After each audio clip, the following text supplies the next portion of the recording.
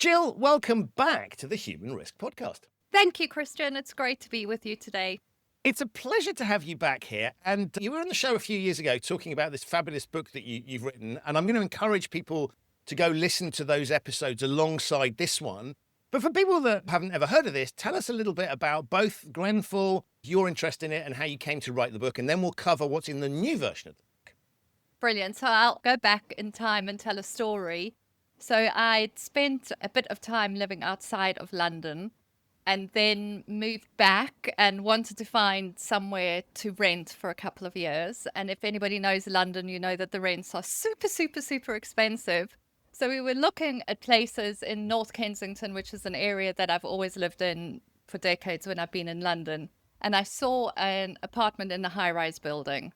And I'd never thought of living in a high-rise building, but went to see it, literally walked in the door and said, oh my God, where do we sign the agreement? Because it was absolutely exquisite. It had dual aspect windows, exquisite views over London. And we lived there from 2011 to 2014. It was on the 21st floor of Grenfell Tower.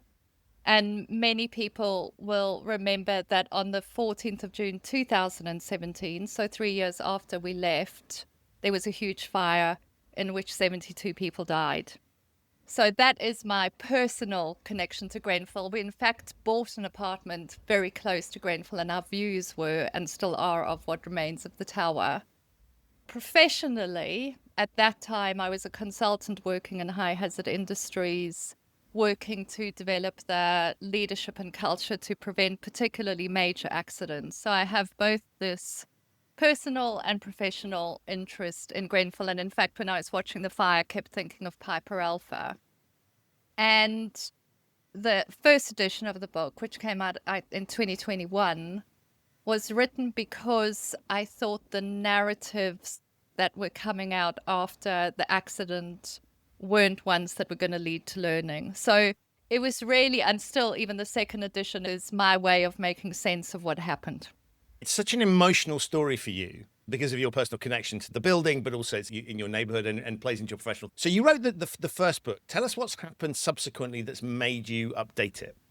There was a 7-year inquiry, public inquiry. So in the UK, there's something called public inquiries, which are statutory inquiries that the government could call that look into disasters. So that lasted for 7 years. When I wrote the first book, the first phase of that inquiry had been completed, which looked at what happened on the night, but not why it happened. So not all of the surrounding issues. And that was published, I'm going to get the date wrong, September 2024. Yeah, so in September 2024, the final findings of the inquiry were published, and I felt that I needed to update the book. Maybe I felt I needed to understand what the inquiry said, and writing the book was a way of my understanding what the inquiry said. There's a very front of hand, back of hand me in writing is, I think it's a lot sense making for myself as much as it is writing a book, but I felt that it needed to be updated because the findings from the inquiry were so shocking. Give us a sense of the sorts of things that you found really shocking about this, because what struck me reading the book is you think you know the story, and then you just go, this is way worse, both in the context of the bill, but also systemically as well. Yeah. So I think the thing that shocked me, it still shocks me, and I don't think people understand about it. I think there's still quite a simplistic view of it's the cladding that was put on the building, but is the breadth and depth of the failure.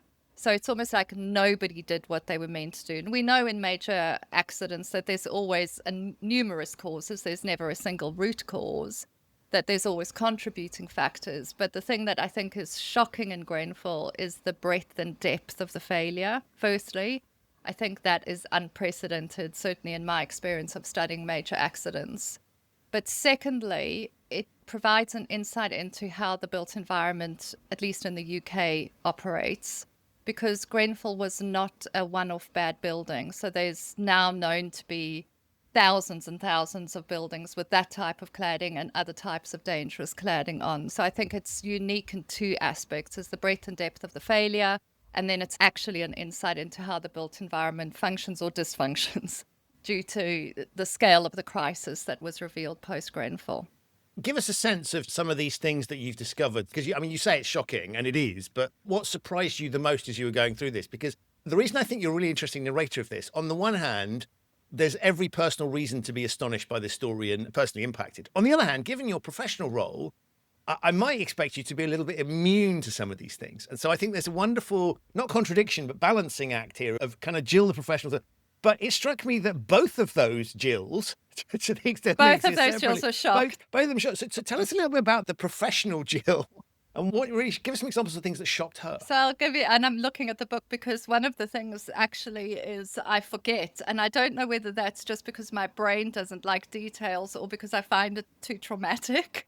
So actually, I know all of this detail and it's in the book, but I can't carry it in my brain. So I think if I kind of look through the chapter that looks at this, there was one shocking thing from the government. So there was a number of failings by the government where they actually knew of the danger of cladding, but didn't do anything. But one of them was that there was this test that was done in 2001 that failed with the ACM cladding with polyethylene core, which is the same type of product that was on Grenfell. And that completely failed. They had to stop the test because it failed. And they didn't release the results of that until after the Grenfell Inquiry. So that was truly shocking to me that the just to put this into statement, so cladding is, for people that don't know, this is just a sort of a facade you put on the building to make it look a bit nicer, right? Because you've got these, exactly. And so it's purely aesthetic. And I couldn't quite believe this as I was reading this, but you're basically saying, so they recognized they needed to test it. It didn't pass the test. It came nowhere near passing the test, but let's just not talk about that. And they selected it because it was a type of product that was in use in industry. So they knew it was in use in industry, tested it, it failed, didn't do anything to find out the extent that that product was in use, and didn't publish the results until, as I said, after the inquiry. And just ACM's not only for aesthetic, so it could be for environmental reasons as well. So yeah, it could be for that, but on Grenfell, the finding was that it was aesthetic, yeah. And the way you sort of describe that is, if we thought about the role of the state and regulations and regulators and those that enforce and do this, is to test for stuff that the rest of us couldn't, right? There's no way that we as individuals could manage that. And so what you're pointing towards there is just a system that is doing the thing it should be doing, which is testing, but actually the purpose of the test is to identify where there might be problems. It stops at that point. And so this is not something where you could sort of go, we couldn't... Yeah, it's ignoring the issue. We couldn't foresee this, or we didn't... They, put it simply, they knew. Yeah. And one of the findings from the inquiry was the failure to understand the system of regulation. So the failure to keep abreast of what are the changing products that are being used, how do we need to change how we regulate, and relying on a specific individual that was accountable for approved document B, which was the guidance document that covered fire safety, relied on him. He was selected with no known qualifications in fire, and then was given too much power and too much control over fire safety. So if you looked at the system, you would say, well, there are tests being done of these things, right? We have a system that's designed to deal with these things, right? Recognizing the sorts of dynamics that we're talking about. And yet that system fails because of humans in that loop. And for me, this is fascinating because I started to think about so many other things that we rely on. There's plenty of things I can check for myself, but there's a ton of things I can't. Completely. This notion of kind of implicit trust. I don't write about that implicit trust too much in the book, but it's something that I've thought about a lot, especially as citizens or as residents. We're forced to place our trust in architects, designers, constructors, maintainers, and who knows whether they're doing the right thing or not. So I think this notion of kind of implicit trust that we're forced to make is really critical. And do you have any sense, this is a deliberately difficult question, so feel free to throw it back at me, but do you, and this is going to be a really horrible word, but I want to use this because have you got any empathy for the people in the system? Because I can see that, the outcome is terrible, should not have happened. And we can start pointing fingers at people and going, well, you should have done, your job was to do this. You should never have gone for a job that you weren't qualified to do. But we also know that humans in systems get pressures put on them. And so I just wondered, as you were looking at, I guess this is sort of really difficult because I'm asking you to bring the human side, the Jill side of that side Yeah. to professional. But do you have any sense of, should we look at this as this is individuals being really negligent, or are there other forces at play here? No, there's completely other forces at play. So one of the big factors that came out as well was the impact of the deregulatory agenda. So I do have compassion for most people. There's probably about 3 or 4 individuals in the thing that I have no compassion for. But for most people, because I don't believe in blame, so I try as hard as I can to understand the context and why people made decisions. But there's a couple of people that I still struggle to have compassion for, but many people I do. There was a very big deregulatory agenda, so there was a lot of pressure to remove regulations. Now, that supposedly didn't apply to safety regulations, but that wasn't known or experienced by the people, civil servants in government. Their world was reduce regulations, reduce regulations, reduce regulations. So, for example, there'd been a previous fire, the Lacanal House fire in 2009, which again was a failure to learn. And that had recommended a review of the approved document B, but that wasn't done. And part of the reasoning for that was because of the deregulatory agenda. I think we have to understand that governments face, and increasingly so, face an enormous amount of competing pressures. And there are a finite number of resources. So I think it's easy to kind of go, well, the government should do, but if they do this, they're not doing something else. And I do think there's almost a duty for us as citizens to understand that as well. I do wonder whether there's not more citizen assembly, participatory ways of making those decisions about what you resource and you don't resource. But, there's regulatory capture in this situation, and that's all to do with power and people and context, not with individual bad actors. And there's something really interesting that you said there about the sort of, there's the big mantra about the slashing the red tape. Let's get rid of all these things that stand in the way. Yeah.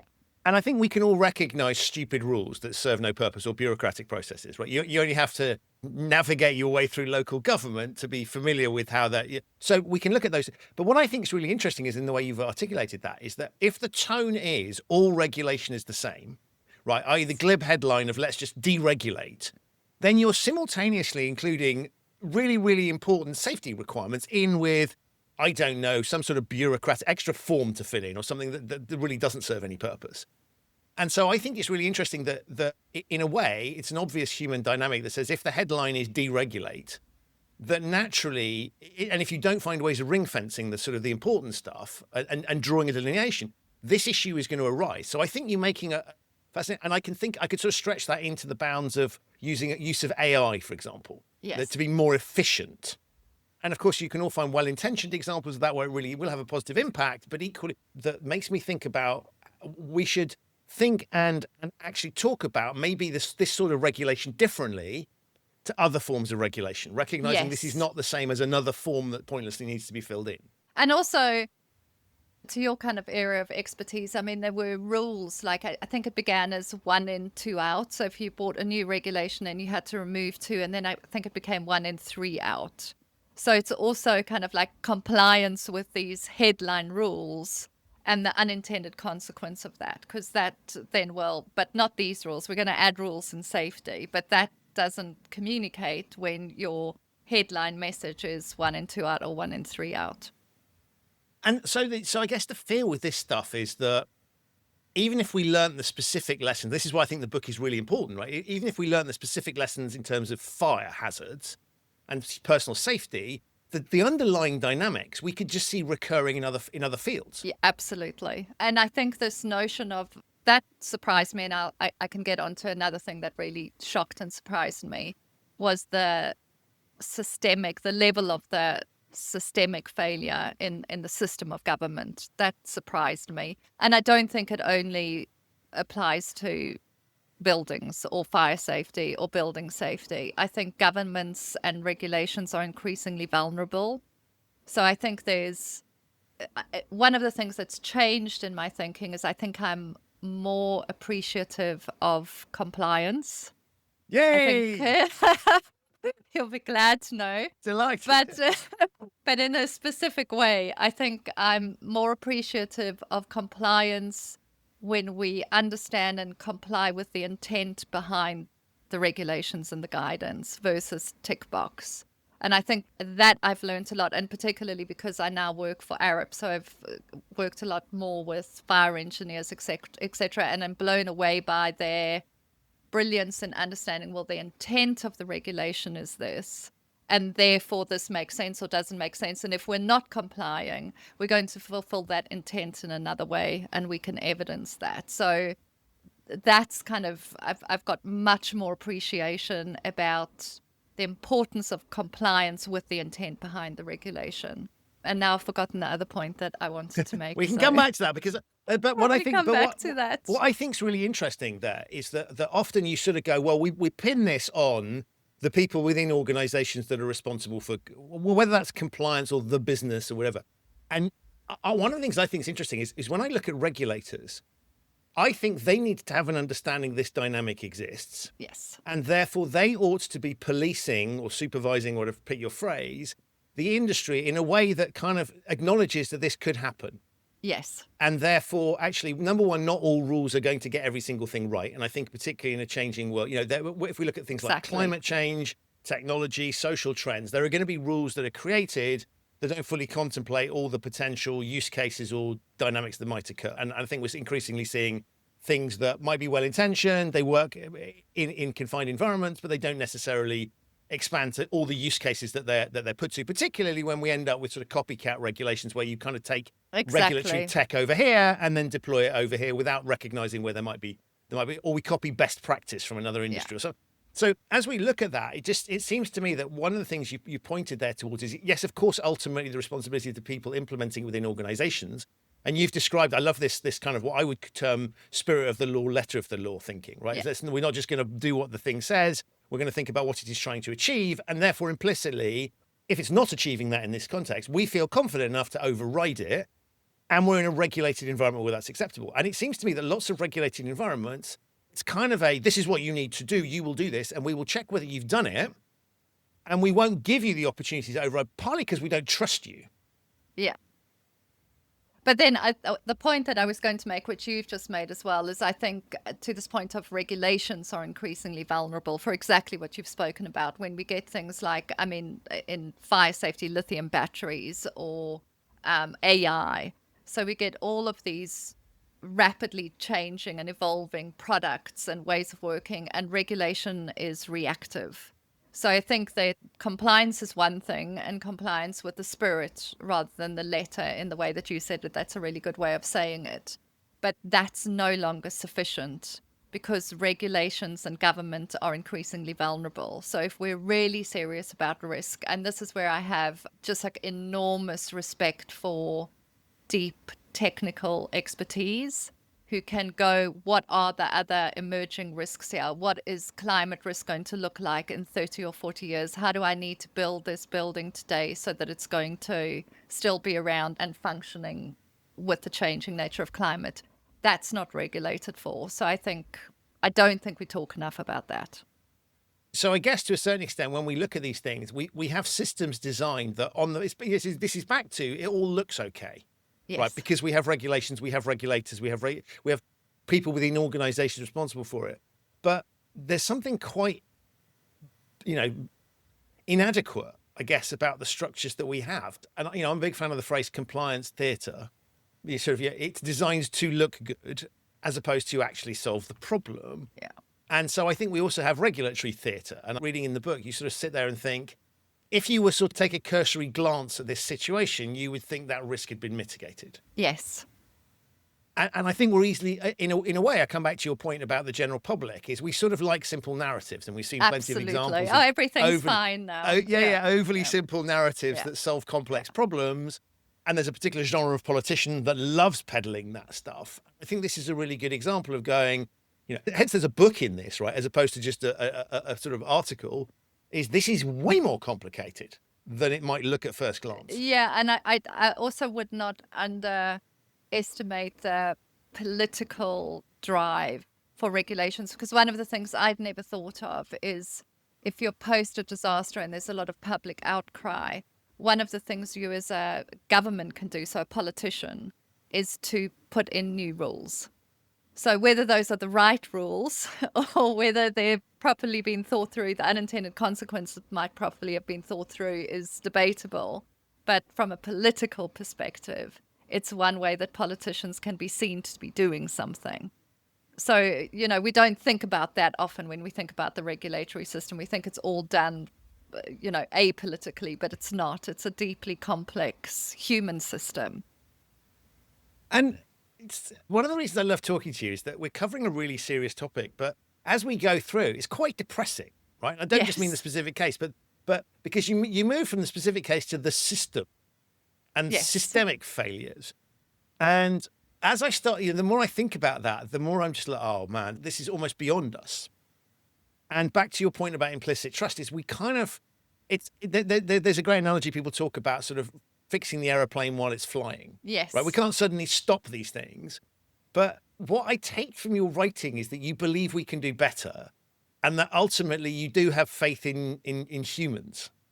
Well, I sometimes don't, but on the afternoon of the fire, so I can still remember this moment very, very clearly. I was sitting on my balcony and we'd just been down there and came back. And I was sitting on the balcony and I said to someone that was with me, I promise I'll do everything we can to make sure we learn.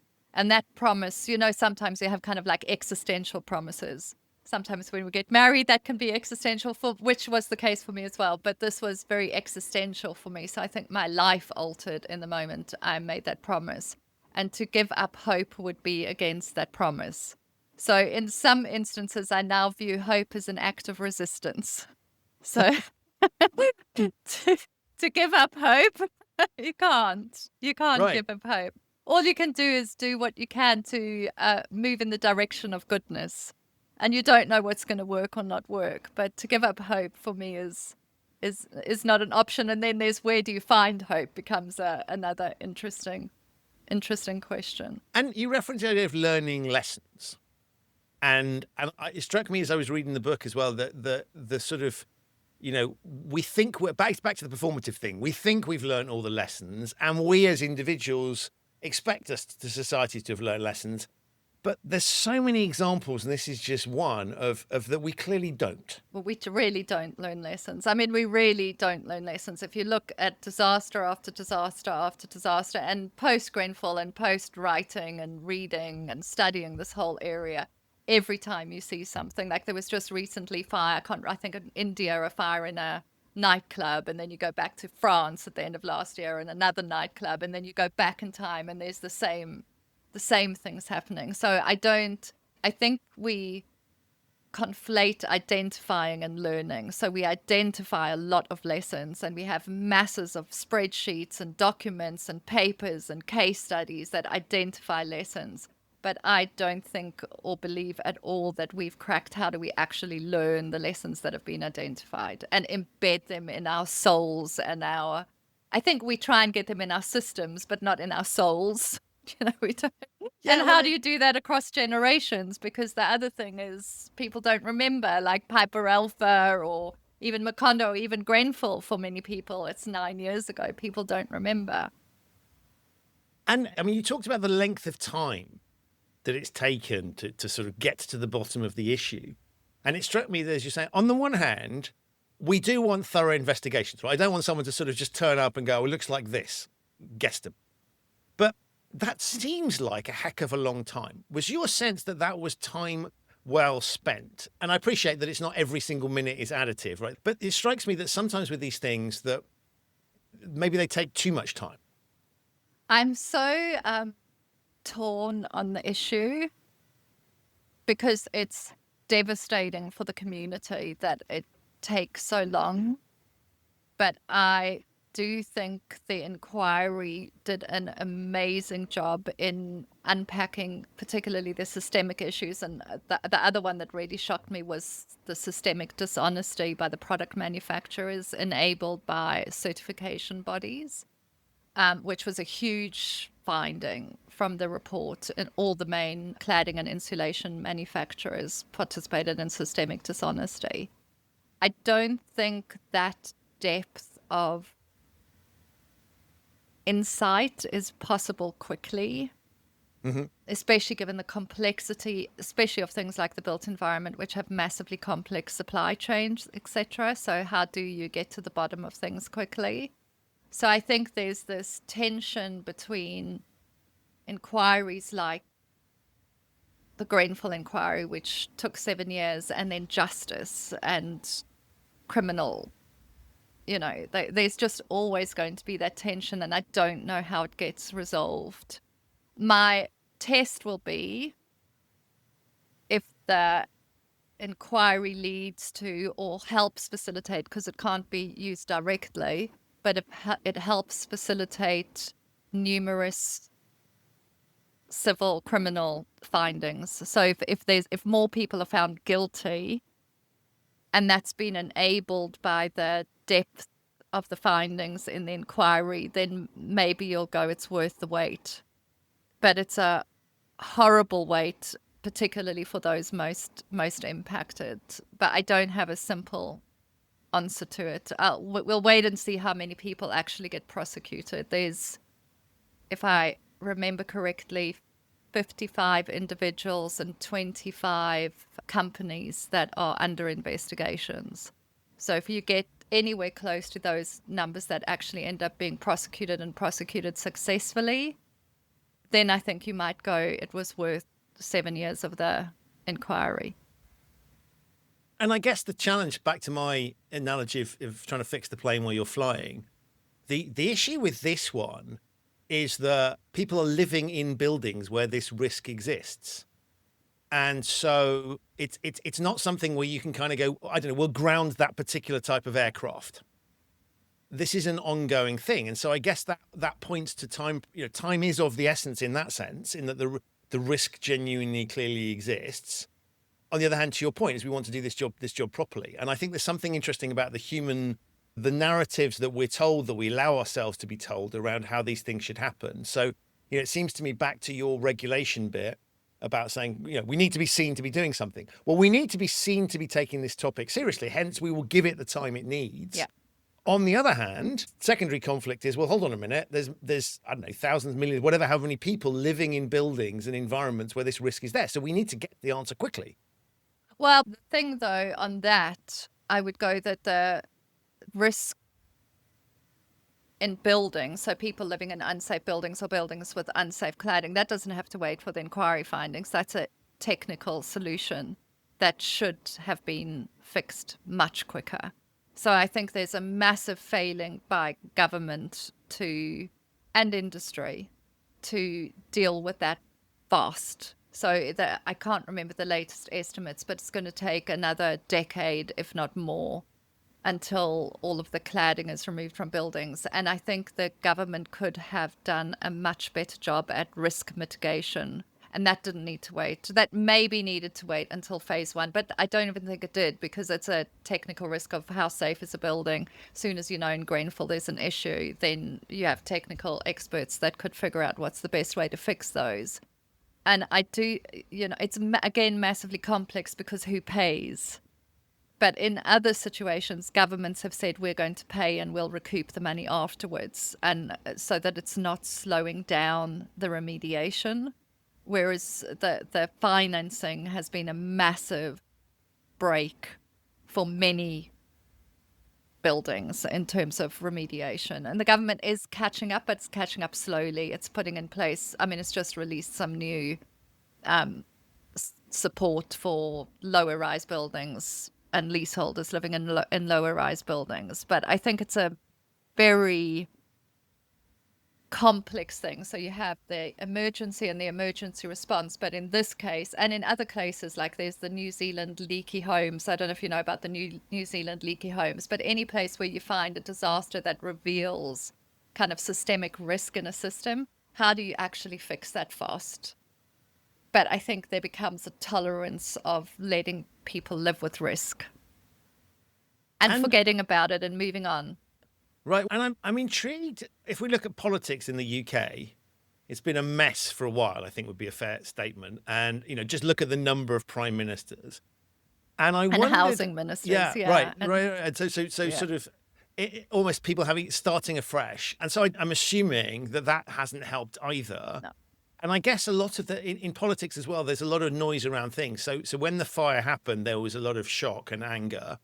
Clearly, people that are directly impacted, it will still feel that, understandably. But I guess the show moves on in some respects. Yeah. There are other things out there. And so I wondered that presumably all of that backdrop's not helpful to this because it's not getting the consistent focus. It's not helpful at all. It's also not helpful, I think, and I'm guilty of this myself, is we talk about post-Grenfell reform, and there's been a lot of mass of changes to regulations, etc., post-Grenfell that have led to delays on projects, and people kind of tend to go, that's the fault of Grenfell, versus what Grenfell revealed was this massive risk in the built environment that is a function of a failing system. So the reforms that are in place are not due to Grenfell, they're due to the decades of failure of the built environment. But we turn it into a post-Grenfell regulations and almost blame Grenfell that we've now got this burdensome need to prove that things are safe. That's really Now, interesting. So it's kind of like if it wasn't for that pesky building. Exactly. Right, I mean, I have then people saying that to me, do you know? well, that brings me on to the response to what you're doing, because I imagine there are people out there that are huge advocates of what you're doing. You're speaking up on behalf of potentially voices that can't speak up on their whole. You're part of holding the world to account. And then there's people like me that are fascinated by it, both for the buildings reason, but also the broader bit. But I'm assuming that there's potential negative reaction to you in the sense of what are you doing, raking this stuff up? Yeah, some, do you know, but not, to be honest, I think there probably is, but people don't say it to my face. I mean, a couple have said it to my face, but there's just less engagement, if that makes sense. There's probably, I've also stopped engaging in certain forums that I don't think make a difference. So there's a lot of the showcasey stuff that I just like, that going there and speaking at that won't make a difference. So I think I've stopped participating in some forums. Probably I think I participate in more meaningful forums and probably actually do much less publicly now intentionally, because I'm not sure how much difference that makes. And I think we talked about this last time, sort of the label of campaigner. Yeah. How do you feel about that yourself? Because I can paint it both ways, and I it's an interesting question as to how people see you.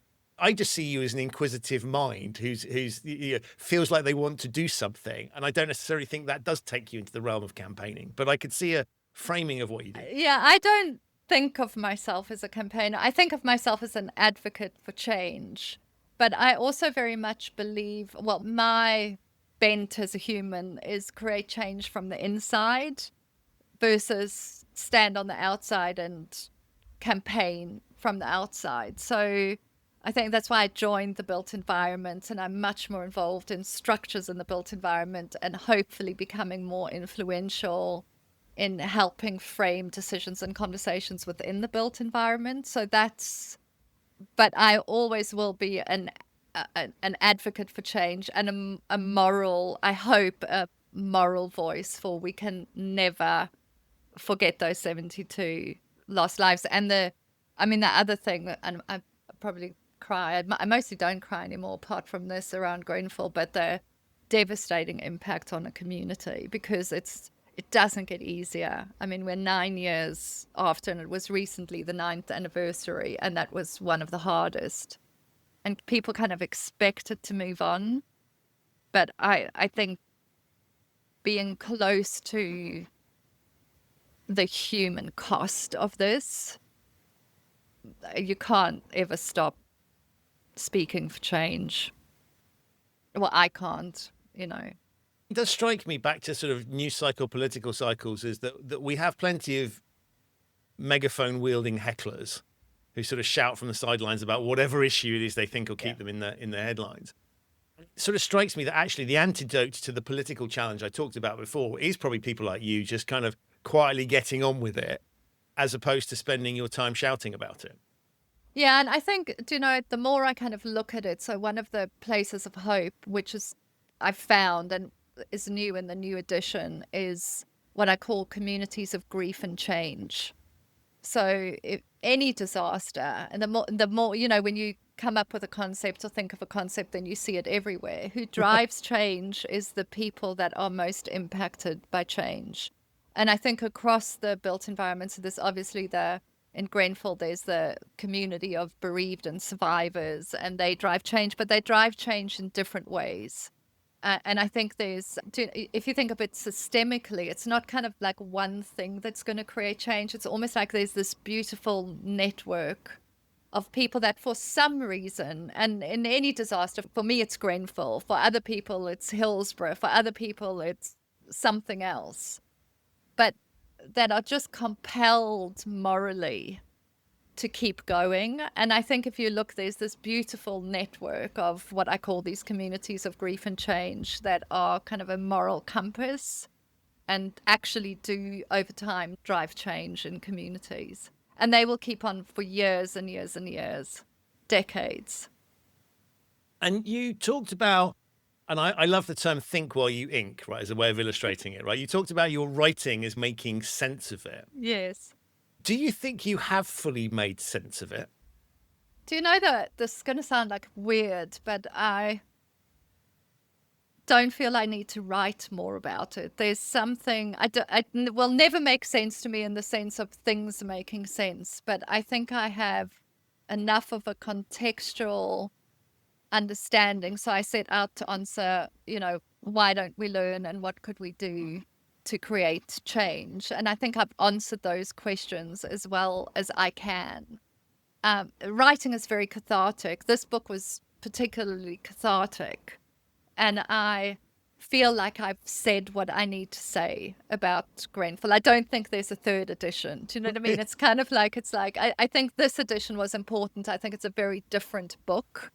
I think I hope it makes people angry because of the scale and breadth of the failing, which is so shocking and that I don't think many people really understand.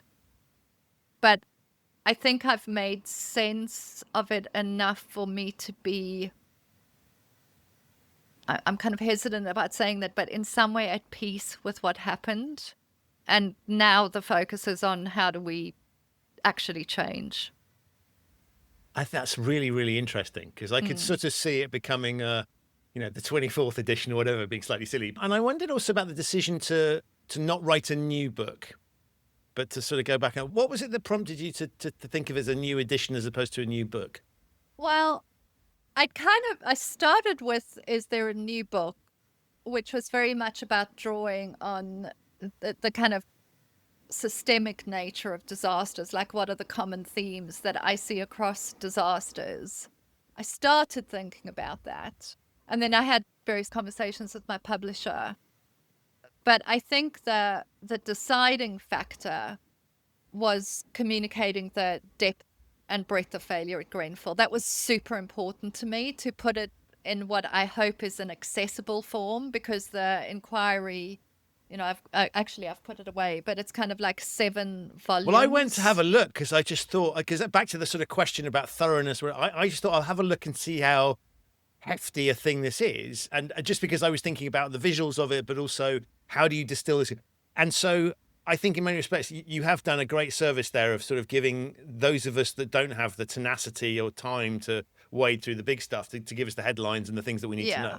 So I think that was very important to me, was to write something that, and it doesn't, if you read the inquiry report, it's even worse than in the book, because whichever strand you follow, you just go, oh my God, you've got to be kidding me. So wherever you go, it gets worse and worse and worse. But I did want to write, and it's one chapter, but my hope with that is people are just like, you are kidding me. It's like that it just hits you, and that, and that, and that, and that, because that was my experience over the inquiry, because I obviously followed it closely, and it was like what I say punch bags to my soul. Is like I expected some of it, but not, like, you're kidding me, that happened and they did that and they did that, and the certification bodies and it's just, so that was very important to capture that. And it was incredibly difficult to write. I mean, I thought it would take a short while. That particular chapter was, the rest was relatively easy, but that particular chapter, like, what do you say? What do you not say? And reading the depth of the failure, I'd read the chapter and then I'd cry. I mean, I'm laughing about it. It was awful. It was so hard. I'd kind of go, "You've got to be kidding me," because I'm so close to the human impact, and I'm looking at the tower, which is now being demolished while I'm riding, and then I'm just like head in hands and crying, and then going, "Okay, let's like switch to some intellectual mode to make sense of this emotional mode." Then into this intellectual mode. It was very, very hard. Thank God for my therapist. She kept me safe. And I'm assuming to some extent cathartic. Yeah, it was cathartic. It really, I mean, overall my experience of it was, it was, especially when it came together, you know, but that's always the nature of, I think, of writing, is that it gets muddled and difficult. And then when it came together, I'm very pleased about the book. I'm happy about the book. The first book, I think I was still too traumatized. I don't know what I felt about it, but this one I'm really happy with, and I want the world to read it because I think the lessons in it are super important.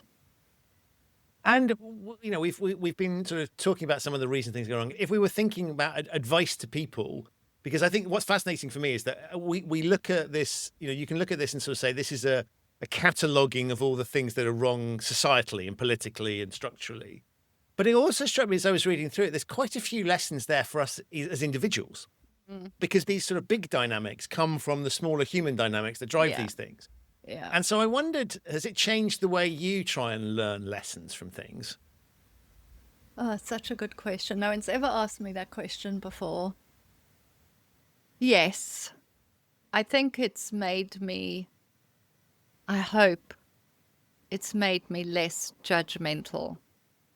I hope I try consciously to understand why people have done what for me occur as silly things or stupid things. So just on a daily basis, I'm not talking about massive lessons. I think I'm more conscious of context and hopefully more compassionate with people, but also probably less tolerant at the same time.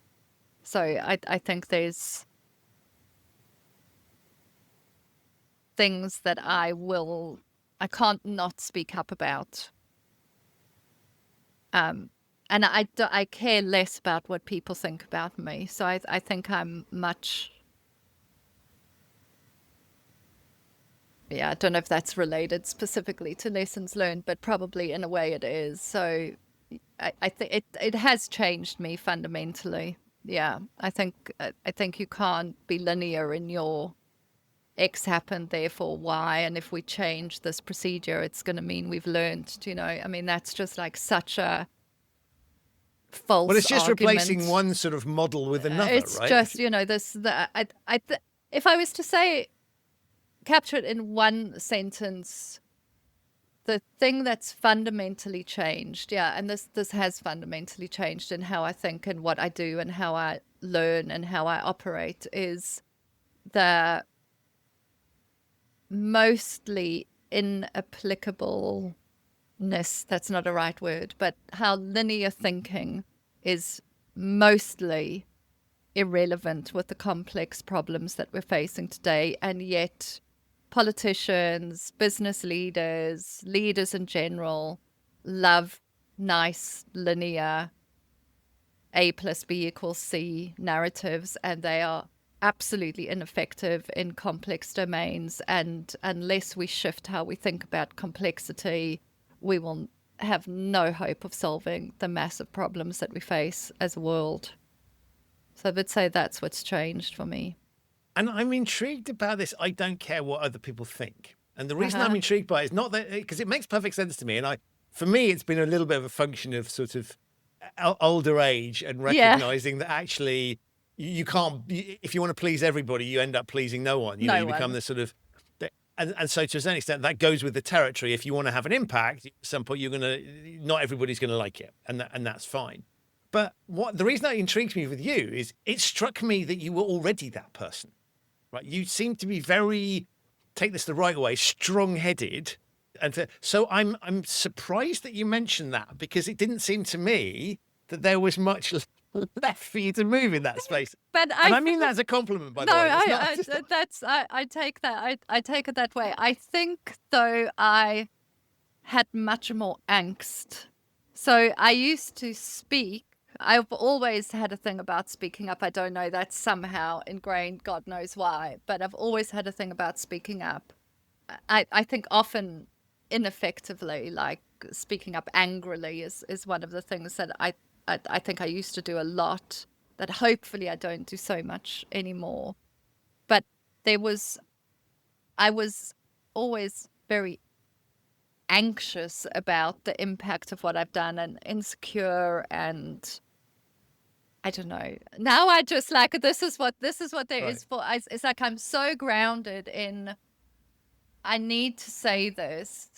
I can't not say it, and then putting it in the world and not caring what people think of me. It's almost like I don't matter in some extent. But in the past, if I spoke up and said something and there was an attack on me, I would take that very personally and be super upset about it, and have angst about that and go through whole processes. Now I think I'm probably also more conscious of what I'm saying and how I'm saying it versus just blah speaking, which I think I used to do before. But maybe because I'm thoughtful, I don't really, it's not that I don't care what the response is, because I hope what I say changes things. But if there's a personal attack on me, it's not my problem. What you think of me is your problem, not my problem. Right. And I guess there's an interesting thing there about a sort of what you might term a fake it till you make it thing. You need to do this, so we'll go ahead and do it. And actually, as I reflect on myself, maybe that's where I am sometimes. It's like, I know what the ideal is, I know what I'm striving for, until I've kind of squared the circle in my mind. I'm just going to go out and do it anyway. Consequences be damned. But it's those consequences not existing, I think, is the key bit. That's really, really interesting. And it would be strange if this hadn't impacted you in some way, right? Because this exercise is not something everybody does, and it would be very strange if you were able to write the book and think about the issues without it, I guess, shifting your thinking and impacting how you talk about it, how you think about it. I guess back to the earlier thing, your mission as well. Yeah, I think one of the key insights that I've had through the whole process to the notion of speaking up is, I think before I used to focus on speaking up, I'm now much more interested in how can I speak up in a way that gets heard, and which is I'm probably much more strategic and political than I used to be. Before it was like, I've got something to say, I need to say it. Now it's more like, I think there's something really important to say it, and who needs to hear it, and how can I communicate it so that it gets heard and makes a difference. So I think I'm probably more thoughtful. I think of some of my former colleagues who would laugh at me saying this, because they've been subjected to Gill just speaking up because she needs to speak up. But I think that's super interesting, because I think we all, particularly when we come across a topic that we believe in, something that we think is important, it's very hard for us to put ourselves in the shoes of people who don't think that's an important topic. And so you see lots of passionate protest.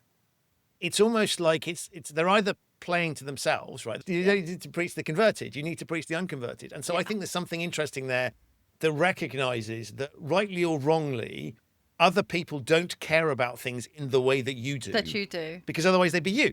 Yeah, absolutely. And actually, for change, I mean, this is where I go, is kind of like, if you're passionate about something, just work on changing that thing that you're passionate about. And then if you have this kind of like beautiful, as I said, beautiful world of change makers, we can't all be passionate about everything. So find the one thing that matters to you, because then it becomes natural to act. It's not a forced thou shalt something. It's just, this is an expression for me of what matters to me and what I care about. And I love that from a sustainability perspective, because then you're going to do it and you'll see it through and you'll carry it Exactly. on, as opposed Exactly. to, it always struck me with sort of volunteering efforts that organizations do. It's we will send our staff out to go and do something. And most of the people there, they're kind of doing it begrudgingly and they hate it. Yeah. And so when they go paint the playground or whatever it is, you go, it's not surprising they're doing a crap job, right? Because their heart's not in this. Because their heart's not in it. Exactly. And so what I love about what you're doing is the book I love is because it's a combination of, and this is back to your sort of the two Gills that I painted, and I recognize there's loads of them, but there's the professional lens on it. But then there's this, someone who gives a damn, right? And it's written from that perspective of this is personal to me. But you bring both of those things together. And I wanted to congratulate you because I genuinely think you cover both angles off, which is no mean feat. And so with the kind of professional, Gill makes it sound like the other one's amateur, but with the profession, as we think about lessons, what would your advice be to people who are in a position to learn lessons from things? How can we take this away, either in our personal lives or in work situations? Because it really strikes me that what you've pointed towards is the system is inadequate. We can't rely on things that we probably should be able to, but we can't. What can people inside systems do, or in situations, to sort of try and learn from things and be more effective at it, recognizing that often we're under huge, it might be financial constraints, it might be influential constraints. What can people sort of take away from that? Because I sense there's a little bit, if you want to empower us to be, we can do better. Yes. Is what I get from you. And I wondered, where does that start, right? Just as a sort of practical thing for people. Well, if I was to practically answer that question, I think one of the things that I would say, going back to complexity, is really learn to look at complex systems. So stop trying to simplify things into ABC. So one of the big shifts in complex systems is change is emergent. So they're emergent in nature. So you can't control them.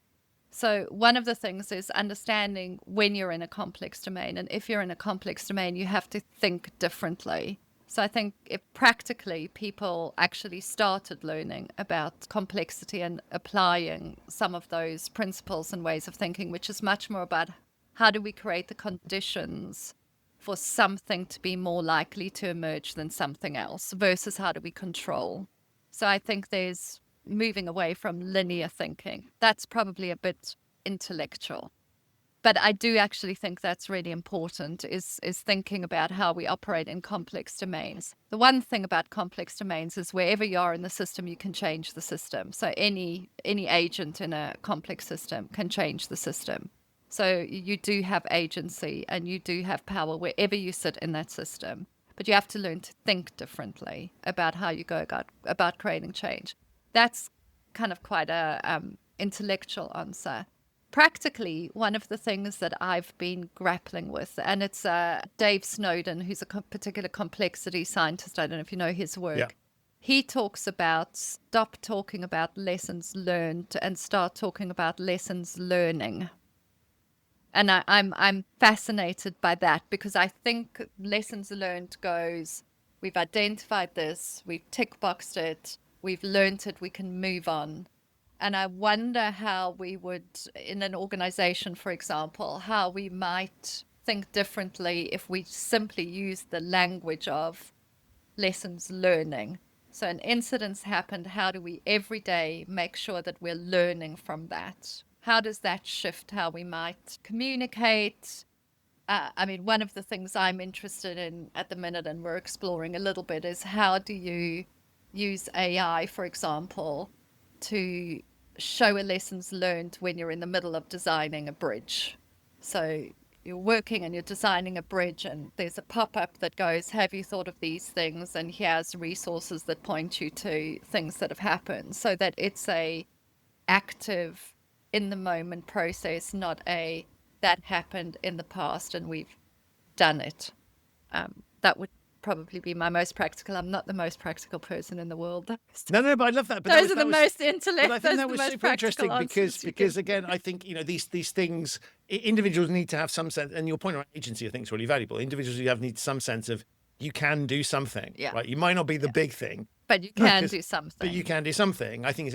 And then I love your idea about learning more and understanding complex systems because we live in a variety of them. And yet we haven't been trained. I think one of the things that fascinates me as we go on, and AI is I think, going to help us hugely in ways, for example, the way you, but it's also just going to make it even more complex and worse because we have even less have a handle of what's happening. Yes. I think the challenge of that, we're in a world that we've created a world that we're not really designed for, that we don't really understand. And we like things to be simple when they're not. And we like to have single explanations when actually it's a multitude of things. And, that human desire for simplicity comes into conflict. And I think we often, if you look at the solutions to problems, we like simple solutions to complex problems. We diagnose it. Here's the headline. This is what went wrong, and job done kind of thing. Let's move on. And so I think this idea of the work is never done. The start point is it is way more difficult than you think, right? Could cover a whole multitude of things. And so I think that's a sort of helpful start point. But we weren't taught any of this stuff at school. No. But we're not taught any of this stuff anywhere. I mean, there's very few places that we're taught things. And actually, one of my big things, my big takeaways, because I have and continue to spend a lot of time learning how do you navigate complex systems, how do you create change in complex systems, is really sitting and not knowing for a huge amount of time and becoming comfortable with not knowing. And that is very difficult. And our culture, especially a Western culture, does not pull for, I don't know, I'm going to watch and see, I'm going to sense what's happening, I'm going to try this, we are not wired. We're like, I'm the boss, I need to have the answer. And we have to, and that's a social construct that leaders need to have the answers. We have to shift those constructs and be much more comfortable with not knowing and learning. Love it. I think, Gill, that is the perfect note on which to end. I want to say, firstly, thank you for just being another great guest. You always provoke me. What I find fascinating about this is it's a really serious subject, and yet we still manage to make each other laugh and smile, right? Which is a really, it feels slightly, there's a bit of cognitive dissonance there. But I know, should I be? But I love them but too. like, I think we have to be able to laugh about things. And I think sometimes things that are really serious require a little bit of laughter to connect and engage and those things. It's not about belittling the story or the memories. No. So thank you for that. But above all, thanks for going back to the book, because, I'd read the first edition and I thought, how can she, she's written it again? What's going on here? It was a different book, and obviously your knowledge has moved on. But what I loved is I think there's much more, in a way, for people to take away here. And so for me, it becomes much more of a universal thing. So it is a really good chronicling of Grenfell and the story and the lessons we can learn from that. But I think this broader piece is super valuable. And I really hope that people read it for both reasons. But the latter one is a really good gateway. If you're not familiar with the story or think it might, you don't work in the fire industry, there is still some really powerful stuff in there. So thank you for spending the time and effort, because I know you said it was relatively easy for certain bits to write that. I think it's a fabulous addition to my bookshelf, and it comes highly recommended. And please keep being curious and because your job is not done here, right? There's going to be a load more things as well. No. Wonderful, Christian. It was lovely speaking to you. Absolute pleasure. Thank you.